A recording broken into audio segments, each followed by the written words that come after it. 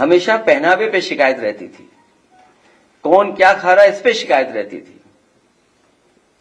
वो क्या दावा कर रहे हैं? और सच्चाई तो ये है कि कितने संघर्षों के बाद भी वो बूथ तक पहुंचे और वोट डाल करके आए। क्या बीजेपी के किसी कार्यकर्ताओं को रोका गया?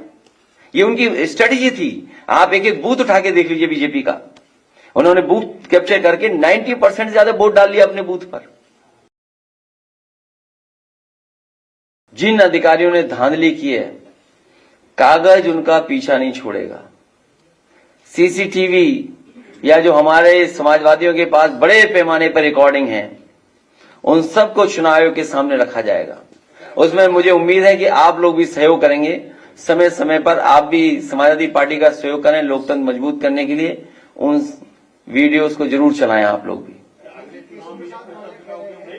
किसका 24 में कर लिया था क्या इन्होंने? अभी तक अयोध्या की हार से नहीं उभर पाएंगे लोग। सच्चाई तो ये है। और सोचिए, जब अयोध्या हार सकते हो, कह रहे हम कुदर की जीत गए, जहां पे वहां आम वोटर ने रिजेक्ट कर दिया हो, और क्या कहते हैं कुदर की जीत लिया, हमें कुदर की वोट दिया है। जिनके अपने वोटरों ने, इनके अपने वोटरों ने रिजेक्ट किया है, जहां पर मिल्कीपुर में चुनाव नहीं करा पा रहे हैं। इसीलिए मैंने कहा कि अगर फॉरेंसिक लैब में ये बात चेक हो जाए कि ईवीएम की मशीन के बटन किसने दबाए हैं, तो आप पाएंगे कि एक ही व्यक्ति बटन दबा रहा होगा। अब बात बहस आगे नहीं करिए। हमारा व्यू पॉइंट लोकसभा में मैं बोल चुका हूं, वही हमारा है। जो मैं लोग जर्मनी के बारे में, और जर्मनी हमसे न जाने कितना आगे हर चीज में, तकनीक में, आम लोग जो वहां के पढ़े लिखे हैं उनके जानकारी के बारे में।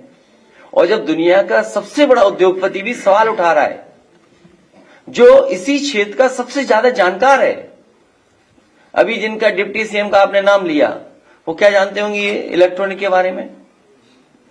कहो सोशल मीडिया पे किसी और से चलवा रहे हो, सीखा हो मेल लिखना, मेल रिसीव करना, न जाने कितनी चीजें हैं।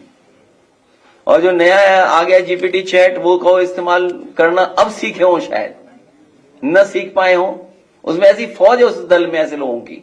खैर, तो जर्मनी जैसा देश ये कहता है कि ईवीएम से वोट पड़ना उनके देश में अनकॉन्स्टिट्यूशनल है। आप बैठे हुए सब लोग देख लो, गूगल करिए आप लोग सब, वाईफाई आपके लिए फ्री है यहां पर। आप गूगल करिए, देखिए क्या जर्मनी में ये व्यवस्था है क्या नहीं है। जब जर्मनी जैसा देश ईवीएम को स्वीकार नहीं कर रहा है, तो जो दल सवाल उठा रहे हैं स्वाभाविक है। जिस जीत के पीछे छल होता है, वो दिखावटी जीत का छलावा होता है। जो सबसे ज्यादा उस सीट को छलती है, जिसके छल करके जीत का नाटक रचा है। ये पूरा नाटक है इनका, भारतीय जनता पार्टी का। ये जश्न मनाना, लड्डू के नीचे लड्डू को रखने वाली जो वो थोड़ा बहुत जो मिठाई वाले लगाते हैं, बिना हटाए लड्डू खिला देना, ये सब नाटक था। ऐसी जीत जीतने वालों को कमजोर करती है, नैतिक रूप से उनके जमीर को मार देती है। बिना जमीर के जीने वाले अंदर से खोखले होते हैं। ऐसे लोग सबके सामने अपने को ताकतवर दिखाने की कोशिश करते हैं, लेकिन अकेले में आईने में अपना मुंह देखने से भी डरते हैं।